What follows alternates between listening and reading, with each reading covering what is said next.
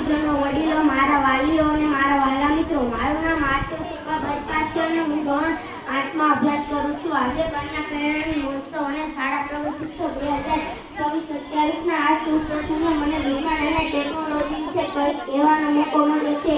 તેનો મને ખૂબ જ આનંદ છે. આપણે જ્યાં નજર કરીએ ત્યાં વિજ્ઞાન અને ટેકનોલોજીની જ અસર જોઈ શકીએ છીએ.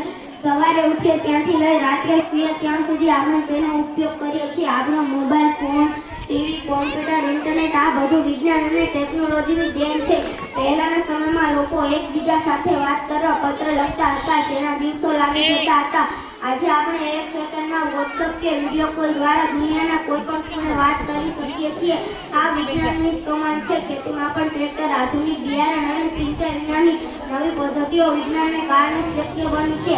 આપણું શિક્ષણ પણ વિજ્ઞાન અને ટેકનોલોજીથી ઘણું બધું બદલાયું છે. આજે આપણે સ્માર્ટ ક્લાસરૂમમાં ભણીએ છીએ, કોમ્પ્યુટર પર પ્રોજેક્ટ બનાવીએ છીએ અને ઇન્ટરનેટ પરથી ઘણી બધી માહિતી મેળવી શકીએ છીએ.